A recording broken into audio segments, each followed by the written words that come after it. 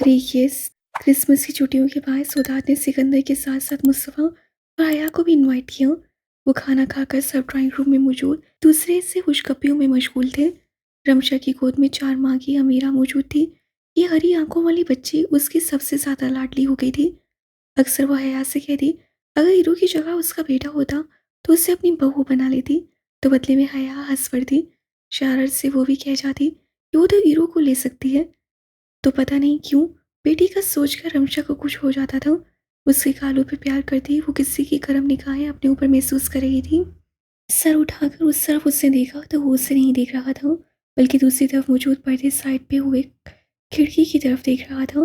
रमशा ने उसकी नज़रों में अजीब से तासुर को पाया। मुड़कर देखा तो इरा और इलान वहाँ मौजूद थे। सुर्ख पीने और सुर्ख ओवरसाइज कोट में अपने सुर्ख मफलर को बार बार थोड़ी सी नीचे कर दी। इलान के साथ स्नोमैन बना रही थी। बराक भी मौजूद था और बार बार बर्फ के गोले बनाते हुए उसके बने बनाए स्नोमैन को बिगाड़ देता। इरा के माथे पे बल आ गया और वो बराक से कुछ कह रही थी। रमशा उसकी जुबान को अपने दिमाग में लाकर मुस्कुरा पड़ी। डोंट बाकी, डोंट डू इट, मैं शूट कर दूंगी। वो बराक बोल सकती थी, मगर जानती थी वो उसके बाकी कहने पे चिढ़ता था तो उससे बाकी ही बोलती। पता नहीं जब उस लड़की को गुस्सा आता था मुझसे आखिरी बात यही निकलती थी, बस शूट कर दूंगी। अपने बाप की बेटी थी वो। कभी कभी तो ये भी कह देती, अपने पूरे दांत निकाल कर अपने अंजाम को पहुंचोगे। तोबा, जुबान ऐसी कि 5-6 साल के बच्चों के लिए भी मुश्किल हो। पराग ने जुबान निकालकर इरा पे बर्फ का गोला फेंका। वो जरा फिसल कर गिरी। सिकंदर तेजी से उठा। सब मुतवज्जा हुए जबकि वो उनको नजरअंदाज करके बाहर की तरफ बढ़ा। क्या हुआ? खुदा ने रमशा से पूछा। मैं आई। उससे भी हया की बजाय पक को दी, क्योंकि हया फोन पे किसी से बात कर रही थी। सिकंदर बिना जैकेट के बाहर आया। उससे पहले कि वो बराक को कुछ कहता, उससे देखा ऐलान बराक की टोपी खींचकर थोड़ी पे लाया और इरा को वो पहले उठा चुका था, जो अपने छोटे हाथों से बर्फ के टुकड़े को गोला बनाने से पहले उसे मारने लगी। बचाओ डैडी, आपके बेटे को मारा जा रहा है। उससे इलान को धक्का दिया और टोपी उतारकर उसे खूंखार नजरों से देखा। इलान ने झुककर तेजी तेजी से गोले बनाए और बराक को मारा। इरा खिलखिला पड़ी। बराक अपने बचाव के लिए 5 कदम पीछे हुआ। इलान ने जल्दी से गोले बनाकर इरा को दिया, जो वो पुरजोश होकर लेती उससे मारने लगी। सिकंदर को अपने कंधे पे किसी का लम्स महसूस हुआ। मुड़कर देखा, रमशा उसे लॉन्ग कोट पहनाना चाह रही थी। सर्दी से उसकी नाक और थोड़ी गुलाबी हो गई थी।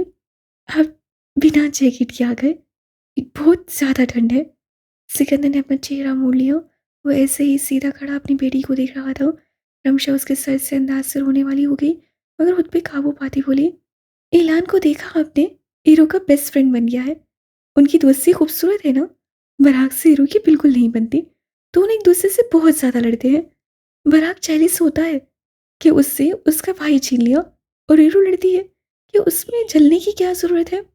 वो उसकी पूछ पे सर टिकाए उससे गिर्द बांसुं लपेटे मजे से कहती बच्चों को देख रही थी।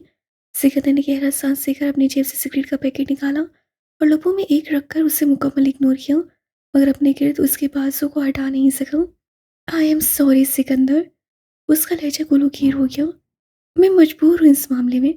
आप लाख डांटे, लाख बातें सुनाए, मगर मुझे वो हरकत 1000 बार करनी पड़ती तो मैं करती। आप मेरी रूह में इतने बस चुके हैं कि मैं रमशा कहीं से भी नहीं रही। एक ज़रा भी मैं अपनी साथ का नहीं रहा। मैं तो रे बन गई, सिर्फ सिकंदर की रे। मैं ना अपने माँ बाप की बेटी हूँ, न इरा की माँ, बल्कि मैं दीगर रिश्तों के हवाले से तो कुछ भी नहीं रही। बस बन गई तो रे, सिर्फ और सिर्फ सिकंदर की रे। वो बोली जा रही थी जबकि वो उसे सुने जा रहा था। प्लीज बात करें ना मुझसे। आखिर कब तक सजा देंगे? आपके दिल को कुछ नहीं हो रहा मुझे तकलीफ देके? उसने कहते हुए अपना हाथ सीधा सिकंदर के दिल पे रखा। सिकंदर ने सिगरेट को सुलगाए बगैर उसे होंठों से निकालकर अपनी उंगलियों में रख लिया और उसके हाथ को देखा। फिर उसका हाथ हटाकर सीधा गाड़ी की तरफ बढ़ा। रमशा की नम आंखें एकदम फैल गई। वो अपने डार्क बेंटली का दरवाज़ा खोलकर ड्राइविंग सीट पर बैठा। रमशा ने कदम बढ़ाकर उसे देखा। सिकंदर ने उसे नहीं देखा। वो गाड़ी रिवर्स करके यहाँ से कहीं जाने लगा। शोर की आवाज़ वीरा का पापा सुनाई दिया। पापा कहाँ गोइंग मम्मी? अपने मज़ेदार लहजे में बोलती वो एन सामने आई। उसके पीछे इलान और बराक भी आए। रमशा अपने लबों को दबाए खुद को काबू करके अंदर की तरफ बढ़ी थी। ये बख्तावर अमीरा को पकड़े उसके सामने आकर फ़ोन पकड़ाने लगी। रमशा ने नासमझी से देखा। फ़ोन बजा था आपका, देखे। उसके लबों पे मुस्कुराहट थी। रमशा ने फ़ोन लेते हुए मैसेज पढ़ा तो एकदम चौकस हो गए। गोश्त पोशा, कहाँ रह गई हो? मैं हॉल स्टार्ट के 700 सितारों के बीच 70 दुकानों में तुम्हें ढूंढता हलकान हो गया हूँ, मगर तुम मिलने का नाम ही नहीं ले रही। कहाँ हो? तुम्हारा अजनबी दोस्त। रमशा ने एकदम वक्त को देखा। जहाँ इंतज़ार कर रहे होंगे आपके बॉयफ्रेंड। वह शरारत से आंख मारती खुदात की पुकार पर चल पड़ी। रमशा की आंखें खुशी से चमक उठी। तेजी से घूमकर अपने आप को देखा तो लगा कि गुज़िश्ता 4 माह का गम उसके चेहरे से किसी जादुई तासुर के बायस यकदम गायब हो गया।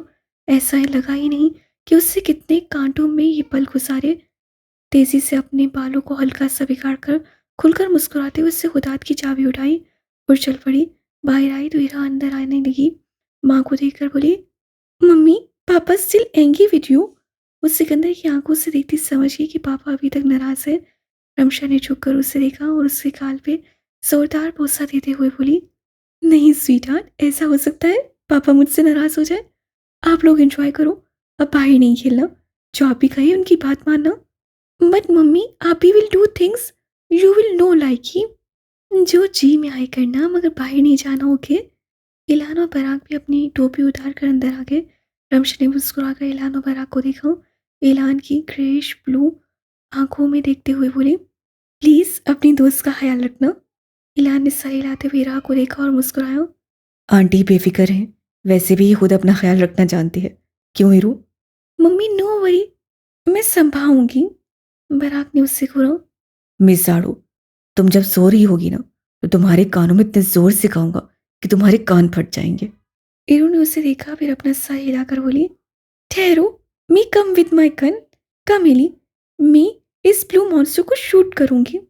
उससे इलान का हाथ पकड़ा और बराक को सख्त निगाहों से देखते हुए चल पड़ी। मिसिस काबू।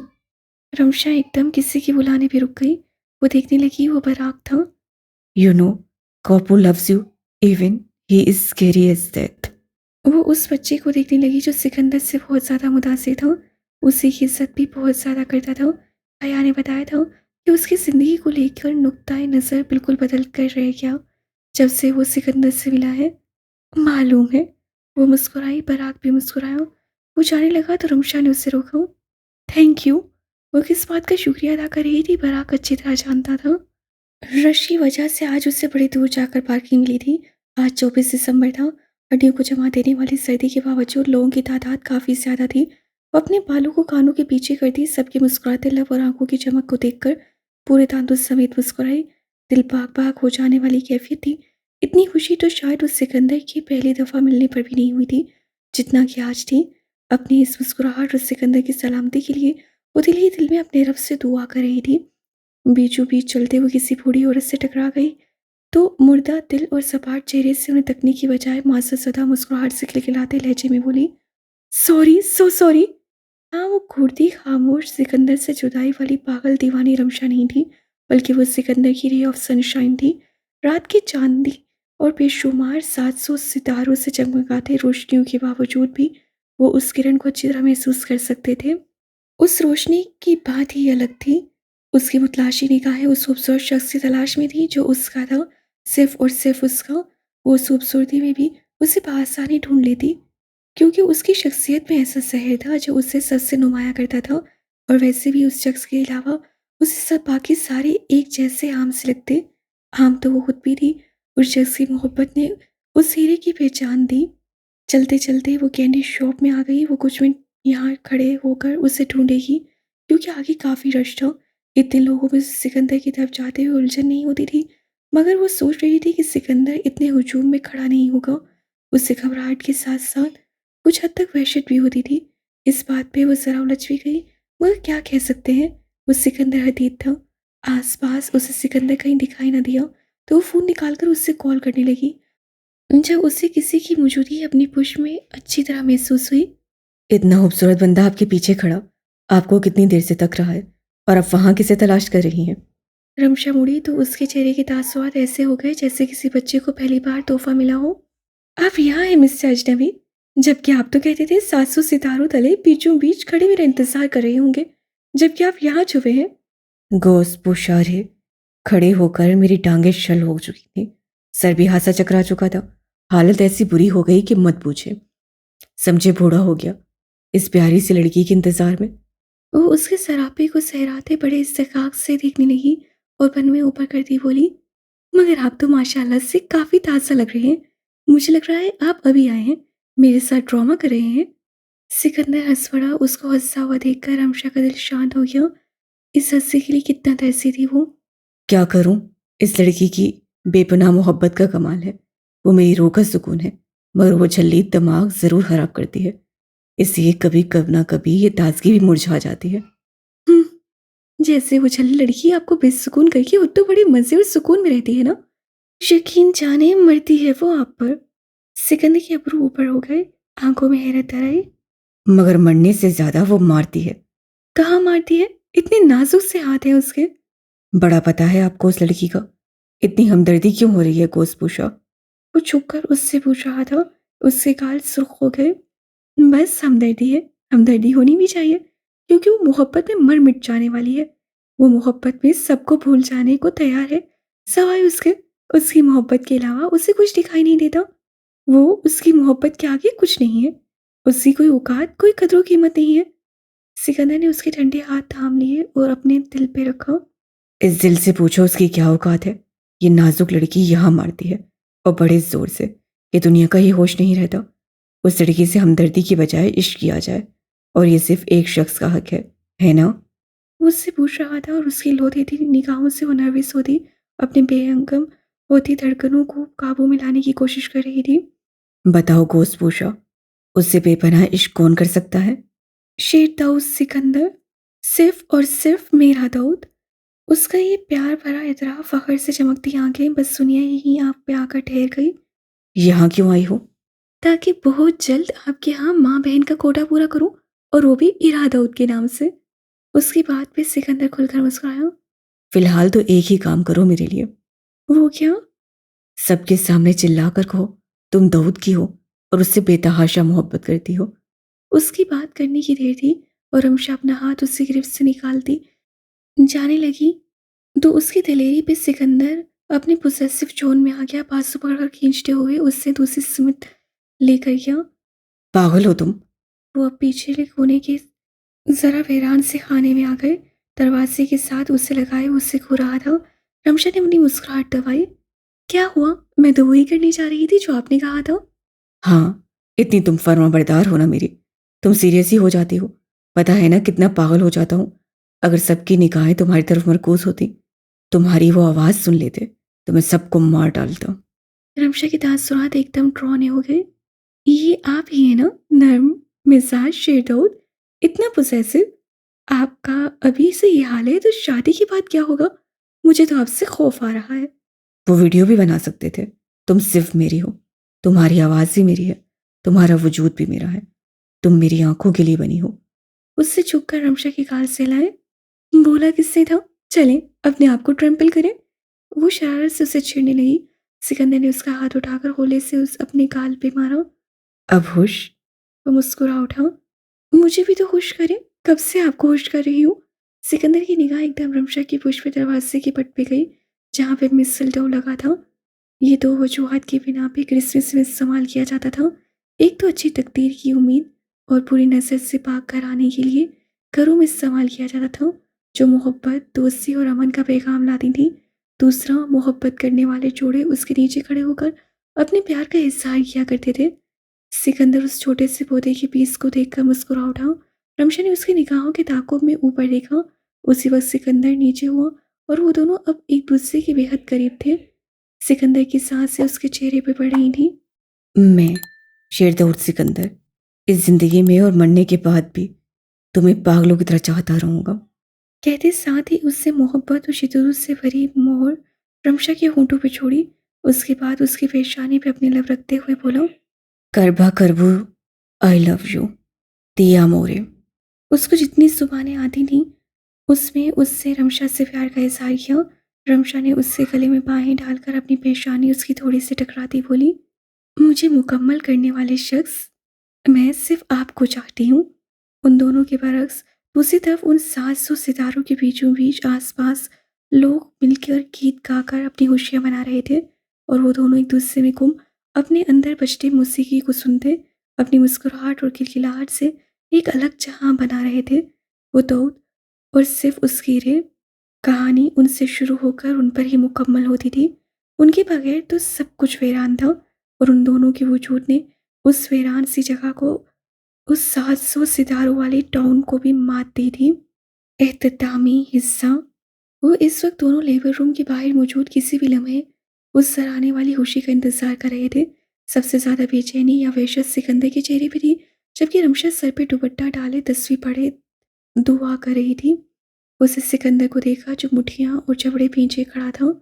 दाऊद, इंतजार बैठ के भी हो सकता है, कब से खड़े हैं? कुछ नहीं होगा। कैसे कुछ नहीं होगा? मुझे तो समझ नहीं आ रही इतनी देर क्यों हो गई है।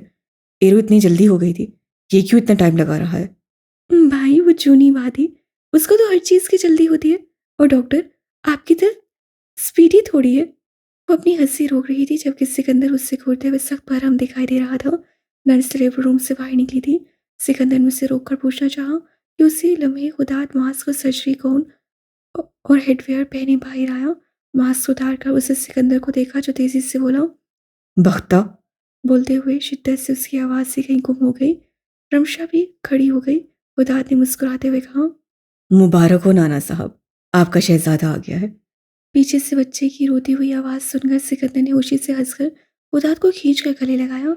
रमशा की आंखों में पानी आ गया और वो तेजी से बोली, मामू मैं अंदर जाऊं? खुदात ने सर हिलाया। रमशा अंदर घुसी। खुदात ने उसकी पीठ थपकी।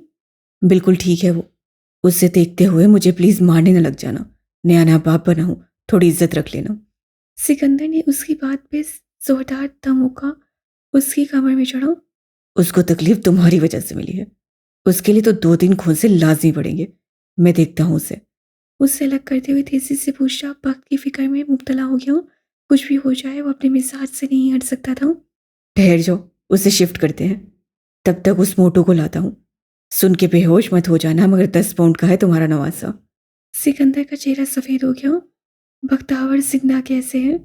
बख्ता, बख्ता तो ठीक है ना? मैंने उसे देखना है। 10 का तो मजाक कर रहे हो ना?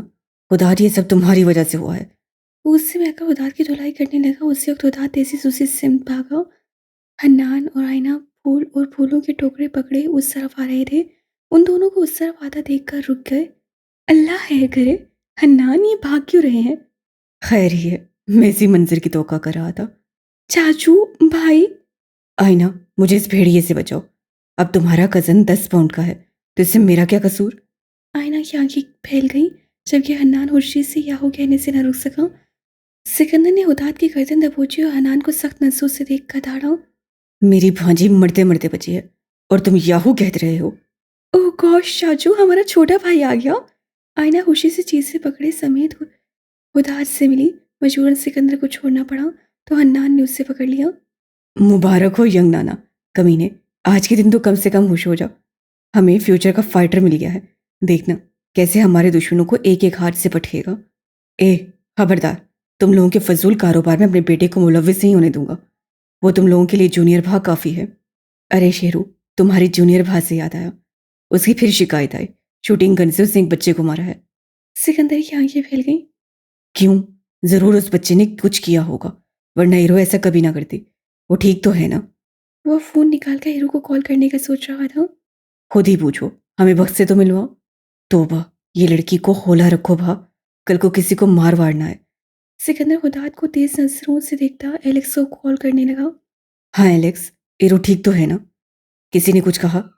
गंभीर लहजे में पूछता हुआ एलेक्स की बात सुन रहा था। तुम कहाँ थे फिर? तुम्हें इरो को नजरों में रखने के लिए रखा है ना? ऐलान की क्या? ये कहा था उसने। ठीक किया है। अगर उसकी माँ या बाप आए तो कहना वो किसकी बेटी है। बात करवाओ। हेलो पापा की जान। हेलो पापा, आप ही का बेबी हुआ या नहीं? सिकंदर उसके कहने पर मुस्कुराता। हाँ, आप ही का बिग बेबी हुआ है। पापा आपको पिक्चर भेजेंगे, आप देखना। ओ, जस्ट लाइक जब मैं बेबी थी। उसके क्यूट थोड़ा थोड़ा ऑस्ट्रियन लवो लहजे पे वो सिकंदर को उसकी पैदाइश वाले दिन को सोचने पे मजबूर कर गई। कितनी बड़ी होती जा रही है उसकी ये जान। हाँ, मगर मेरी हीरो तो बहुत छोटी सी थी, ये तो पूरा भालू है। खैर पापा को बताओ, आपने किसी बॉय को मारा, पता है ना? मम्मी को पता चला तो कितना डांटेंगी। उससे रमशा कटरावा दिया। पापा, उससे धक्का दिया मुझे। आपको तो पता है मैं बिग गर्ल हूँ और मैं सबको मार सकती हूँ। उसके बाद उससे मुझे ऐलान की बेबी गर्ल कहा। ये अच्छा वर्ड नहीं है ना, सो मैं रोक ना पाई खुद को। कोस you know Likee. Good girl, पापा को तुम पर फख्र है। किसी भी नस्सार कर नहीं करना। मगर पापा की जान, अगर कोई तंग करे तो सीधा एलेक्स को बताया करो। इलान नहीं था साथ तुम्हारे? सिकंदर को शुरू में ऐलान से प्रॉब्लम होती थी, मगर वो 10.5 साल का बच्चा इतना समझदार, इतना मैच्योर था। ऊपर से इरा की उससे इतनी बनती थी कि उन दोनों की दोस्ती को कबूल करने पे मजबूर हो गया। मगर नजरें कड़ी रखता था अपनी, खासकर उस शरारती बच्चे पराग पर। मगर मायूस उसने भी नहीं किया था। मुस्तफ़ा और हया की तरबियत बहुत बेहतरीन थी। नो, लानी मैच खेलने गया है, मैं अकेली थी, सो मैंने खुद ही हैंडल किया। भाई, वो जूनियर बात है, किसी की मदद उसे थोड़ी दरकार थी। मगर फिर भी इरा दाऊद, आपको एहतियात करना होगा। मम्मी को पता चला तो दोनों बाप बेटी को डांट देंगी। एनीवेज, अब जाओ, लेकिन अब मैं कोई कंप्लेन ना सुनो, वरना नो मोर गेम्स और ऐलान के साथ बाहर जाना। No papa, no complaints, me good girl, I will not disappoint you. मैं आपको कभी मायूस नहीं करूंगी। उफ, एक बेटे की तरह थी उसकी राह। अपनी बेटी की हर अदा पे उसका सीना फख्र से चौड़ा हो जाता था। Love you baby. Me love you पापा। अपनी कुछ लफ्ज़ों को उसे तकिया कलाम ही बना लिया था, जिससे उसका अंदाज दिल मोह लेने वाला था। वो मुड़ा तो देखा रमशा इतना बड़ा भारी सुर्ख रंगत वाला बच्चा उठा कर लाई। वो 1 मिनट के लिए फ्रीज हो गया। वो मुस्कुराकर नीले रंग के कुर्ते पजामे में उस बच्चे को उठाए दिलकश लग रही थी। नाना साहब, ये देख लें गोलू। तोबा, इतना भारी है, मुझे डर है कि गिरा ना दूं। बिल्कुल मामों पर गया है। सिकंदर ने उसे लिया। वो अपनी खींची हुई नकोश से अजीब अजीब मुंह बना रहा था। मगर मुझे ये आलू की तरह लग रहा है मोटू? डाइटिंग करके इस दुनिया में नहीं आ सकते थे? कितना परेशान किया अपनी मामा को। वो ठीक है ना? उसकी तबीयत तो ख़राब नहीं हो रही? तकलीफ तो मैं तो लाजमी होगी। देख सकता हूँ अब मैं उसे? हाँ, कमरे में शिफ्ट करवाया है उसे। आपको ही बुला रही है बार बार कि उसकी मामा कहाँ चले गए। सिकंदर की किसी एहसास के तहत आंखें नम सी हुई। सोफी होती तो कितना खुश होती रे। इतनी जल्दी बड़ी हो गई वक्त। अभी तो उसे उठाया था और अब उसका बेटा हो गया। रमशा की भी आंखें नम हो गई। उसे सिकंदर के बाजू पे हाथ रखा। वक्त का वाकई नहीं पता चलता था। ईरू कितनी छोटी सी थी, आप देखिए, सबकी नाक में दम करके रखा हुआ है। ये मोटू भी देखना बड़ा हो जाएगा। उससे बेबी के गाल को होली से छुआ। उससे हाथ हिलाते हुए आवाज से निकाली। हाय, किसी मेरा बेटा पकड़ा दिया। अब इसे सबक न पढ़ाने लग जाना। वो दांत अब चेंज करके उस तरफ आया तो सिकंदर के बाजू में अपने बेटे को देखकर तेजी से बोला। सिकंदर ने सर झटका। ये मेरा भी बेटा है और मैं ही इसे पकड़ूंगा। कहते साथ वो कमरे की तरफ बढ़ा जहाँ पर को शिफ्ट किया गया था। वो बेड पे लेटी अपने धुले धुलाए चेहरे से, बालों में नीला हेयर कैच पहने इर्द गिर्द इट्स अ बॉय के गुब्बारों के बीचों बीच निढाल ले रही थी। मगर अलग सा नूर उसके चेहरे पे फैला हुआ था। सिकंदर ने अपने जज्बात पे काबू पाया और खुलकर मुस्कुराते हुए कहा। बच्चे। आयना जो साइड टेबल पर चीजें सेट कर रही थी मुड़कर उन्हें देखा। वक्त भी उससे मुतवज्जा हुई तो सिकंदर की बाजू में मौजूद अपने बेटे को देखकर उसकी आंखें तेजी से पानी उससे भर गईं। मामा, आप कहाँ थे? नसीहत कर रहे थे और थोड़ा सा डांट भी रहे थे कि अपनी मामा को इससे कितना तंग किया है। रमशा शरारत से चलती हुई भक्त के पास आई। और इस कोपलो को इन्होंने आलू कहा है, उससे शक्ल मिलती है। खुद होगा ये आलू जो मेरे बेटे को आलू कहता है। उदास सिकंदर की पुष्पी आंखें प्यार से अपने बेटे को देखते हुए बोला। डॉक्टर मना किया था बार बार मेरी आंखों के सामने ना आए। देखा ना, चला गया ना आप पर। तोबा, अभी मत पूछे। इस लड़की ने अपने बाप से ज्यादा मुझे तंग किया है। लगा कि अब तो मैं गई, मैं नहीं बचने वाली। कसम से मुझे लगा मौत का फरिश्ता यहीं आसपास खड़ा होगा, मगर मुहावा ही मेरे सर पे खड़े थे। मुझे कहते हैं हिम्मत नहीं हारनी, तुम बहादुर हो। आराम से खड़े होकर कहते हैं हिम्मत नहीं हारनी। सिकंदर ने दिमाग में सोच लिया कि उदात का कब, कैसे और किस किस तरह हशर करना है। फिलहाल ये इरादा तर्क करते हुए वो बक को भी देने लगा। बेटा माँ की आगोश में आकर मुंह खोल खोल कर आवाज़ से निकालने लगा। फिर उससे अपनी आंखें खोल खोल कर इर्द गिर्द का जायजा लिया। उसकी आंखें खुदात पर गई थी, हल्की भूरे रंग की। है आलू, नाना क्या कह रहे थे? मामा को तंग तो नहीं करोगे? हैं? तोबा मामा, आप लोगों ने कैसे इसे उठा लिया? मेरे लिए तो बहुत आगे मुश्किल हो जाएगी। मेरा सारा खाया पिया इससे लग गया। तो किसने कहा था पहलवानों की तरह खाती? अब इतना भारी भी नहीं है। उदास चलकर उस तरफ आया और झुक कर अपने बेटे और बख्त को देखा। नाम क्या सोचा है आपने? आयना ने पानी डिस्पोजेबल कप्स में डालकर पहले सिकंदर को दिया। सिकंदर ने खामोशी से लिया। उसी वक्त हन्नान अंदर दाखिल हुआ तो उसे दिया। बख्तावर ने सिकंदर को देखा। सिकंदर उसके देखने पे मुस्कुराया, आगे बढ़कर उसके सर पे प्यार किया। लेट जाओ। खुदात, इसे उठाओ। खुदात ने सर हिलाकर बख्त से बेबी लिया। सिकंदर ने उसका तकिया ठीक किया। कुछ दूं? रे, इसके खाने का बैग लाओ। उसमें क्रैकर्स के साथ खजूर देना और सूप गर्म करवा के दूं या अंडा लोगी? वो एक माँ की तरह बख्त से कह रहा था। बख्त को लगा ही नहीं वो अकेली है। इस मौके पे उसकी माँ साथ होनी चाहिए। सिकंदर का हाथ थामकर उसे चूमते हुए उससे आंखों से लगाया। थैंक यू मामा। उसकी आवाज़ पर आ गई। सब रुक कर उसे देखने लगे। सिकंदर ने एकदम चौंक कर उसे देखा। किस चीज के लिए बच्चे? For always being there for me. Mummy और नानू को आप पर बहुत फख्र होगा। सिकंदर उदासी से मुस्कुराया। मैं नहीं होऊंगा तो और कौन होगा? खुश रहो। उसका चेहरा प्यार से दबक कर उसे रमशा को इशारा किया। मामा। उससे दोबारा बख्त को देखा। बख्त ने हुदात की तरफ इशारा किया। हुदात ने आगे बढ़कर सिकंदर को अपना बेटा दिया। सिकंदर ने नासमझी से उसे थामा। इसका नाम आप रखेंगे और इसके कान में आसान आप देंगे। सिकंदर की आंखें एकदम पड़ी की पड़ी रह गई। नाम तक तो ठीक था मगर आसान, ये क्या कह रही है? वक्त वो कैसे दे सकता है? नहीं। तुम ही दोगे। इरा के टाइम तुमने ही दी होगी। नहीं, उसके नाना ने दी थी फोन पर। हन्नान, तुम दे दो प्लीज। वो इस मामले में बहुत बेबस था। वो खुद को इस काबिल नहीं समझता था। खुदाद उसकी कैफियत समझ गया। हाँ बख्तावर, हन्नान को भी तो एहसास बख्शो। वो तुम्हारा मामू नहीं है। बख्श चुप हो गई। सिकंदर ने हन्नान को इशारा किया। हन्नान ने बीबी को पकड़ा। उसे सिकंदर को अजीब नजरों से देखा। वो नसें चुरा चुका था। रमशा ने सिकंदर की बेबसी को महसूस किया। चलते हुए उस तरफ आई। उससे बच्चे को देखते हुए सिकंदर का हाथ थाम लिया और जोर से दबाया। जिससे कहना चाह रही हो मैं समझ सकती हूँ। तुम मुझे बहुत सारी खताओं समेत भी बहुत प्यारे हो। तुम्हारे अंदर मौजूद समीर अभी जिंदा है। सिकंदर ने उसे देखा तो शर्मिंदगी से मुस्कुरा उठा। हनान ने अजान मुकम्मल की तो सर उठाकर बोला। हाँ जी, सिकंदर भा। क्या नाम रखेंगे इसका? सिकंदर ने रमशा हुदात और बख्त को देखा फिर संजीदगी से बोला। शेर अफगन अजीम। बख्तावर के चेहरे के साथ सबके चेहरे खिल उठे।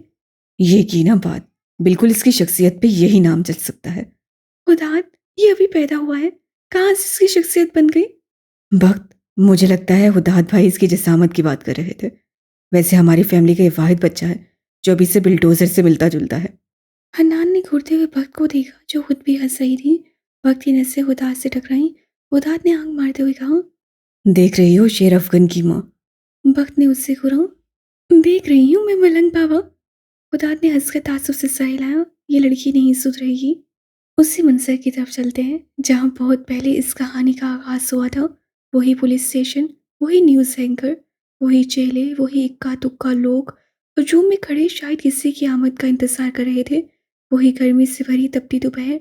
वो स्टेशन से बाहर निकलते हुए ऑफिसर अंदर की तरफ बढ़ते हैं। उसी मंजर की तरफ चलते हैं जहाँ से बहुत पहले इस कहानी का आगाज हुआ था।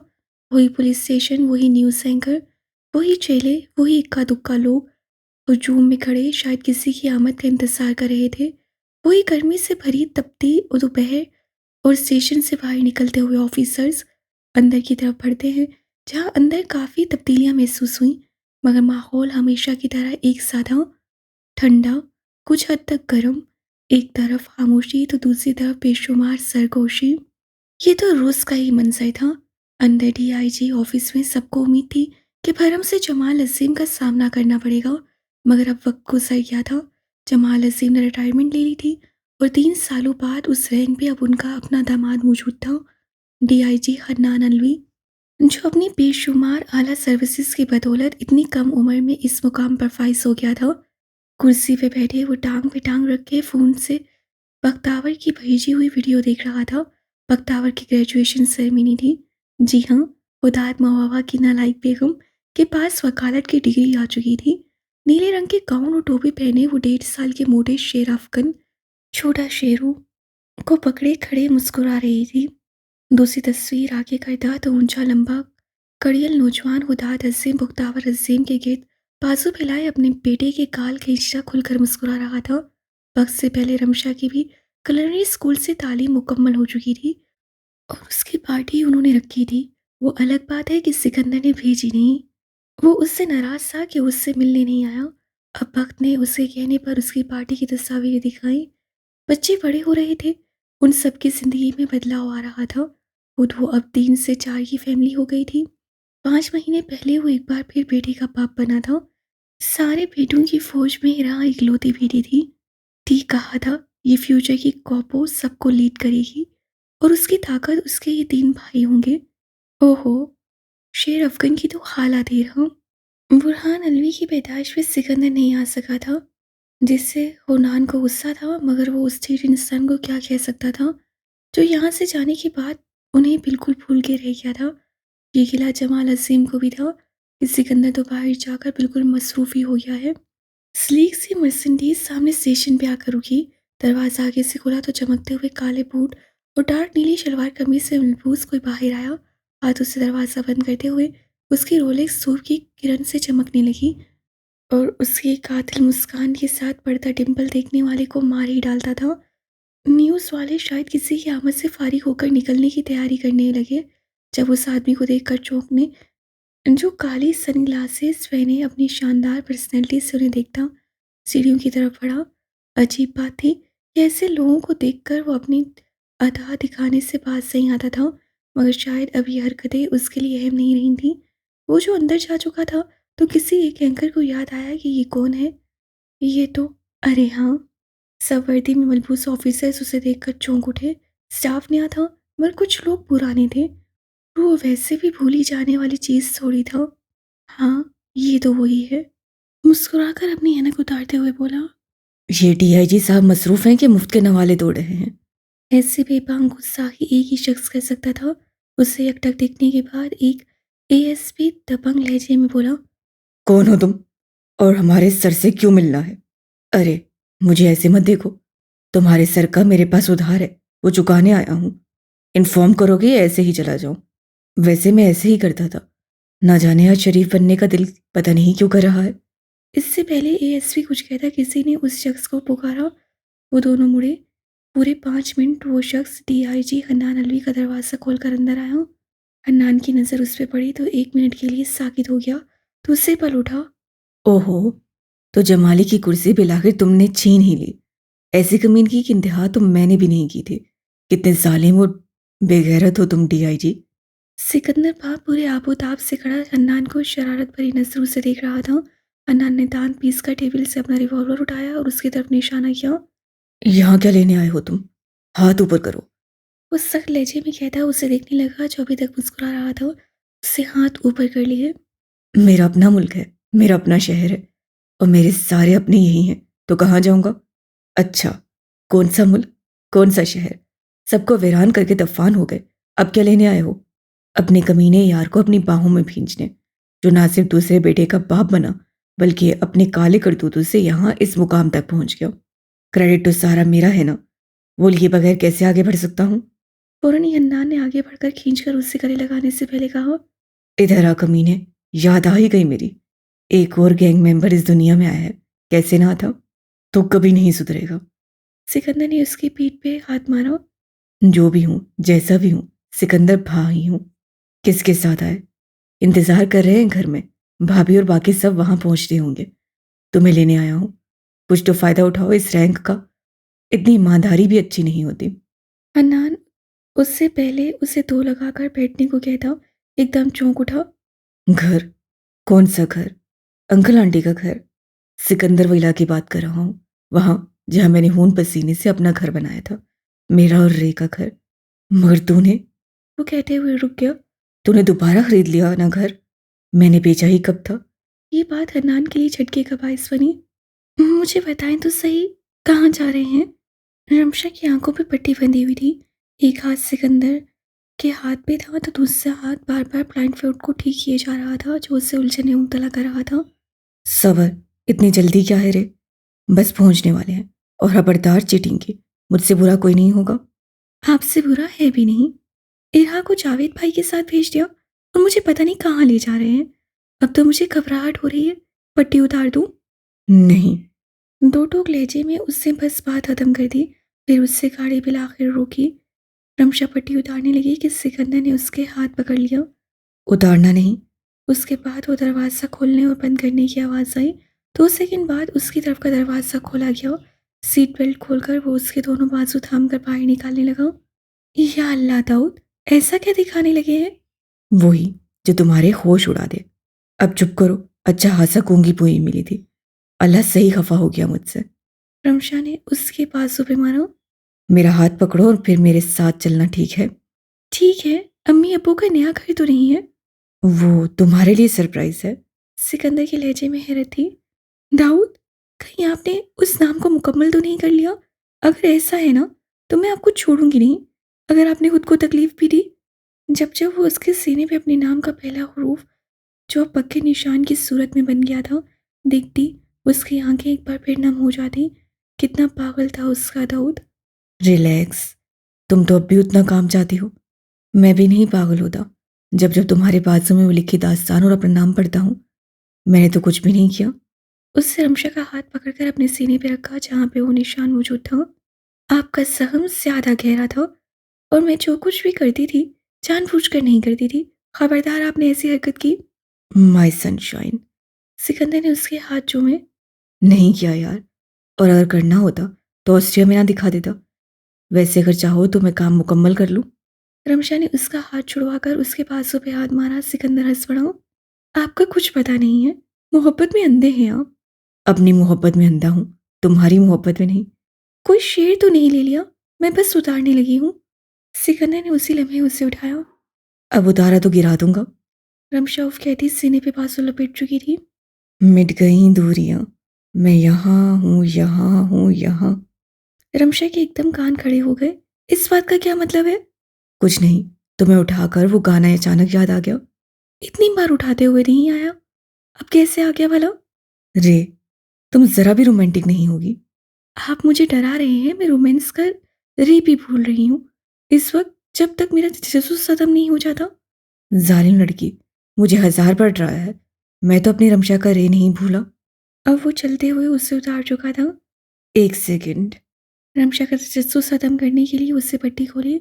रमशा ने पलकें झपकाई। देखा तो 1 मिनट के लिए समझ नहीं आई कि वो कहाँ पे है, और जब आई तो उसका मुंह खुले का खुला रह गया। सिकंदर ने उसके आगे चाबी लहराई, जिसकी कीचेन पे लिखा था, रे का घर। तुमने मुझसे कभी पूछा नहीं कि मैंने ये घर किसको दे दिया? रमशा एकदम पीछे हुई और सिकंदर के सीने से जाकर लगी। दाऊद! उसकी आवाज़ हैरतनुमा सरगोशी से निकली। तुम्हें लगता था ये घर मैं बेच सकता था, जहां पर मेरी तुमसे यादें जुड़ी थी। एक एक पल में मुझे तुम्हारी खुशबू, तुम्हारा एहसास मिलता था। मैं सब कुछ बेच चुका हूँ रे। मगर ये, मैं इसको सेल पे नहीं लगा सका।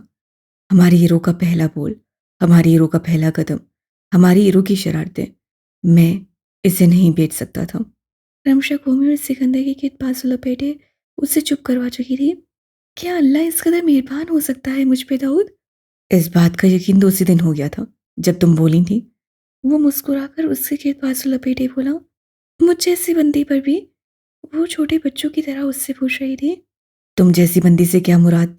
इतने बड़े गुंडे को घुटने टेकने पे मजबूर कर दिया। घर खाली था। सिकंदर ने सारा फर्नीचर बेचकर सारा पैसा इदारे में लगा दिया था। बस घर की सफाई और लॉन का काम हर हफ्ते 2 बार वो करवाया करता था।